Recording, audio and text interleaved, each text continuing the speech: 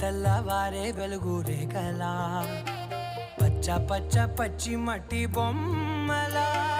అల్లి బిల్లి వెన్న పాల నురగలా అచ్చ తెలుగు ఇంటి పూల కొమ్మలా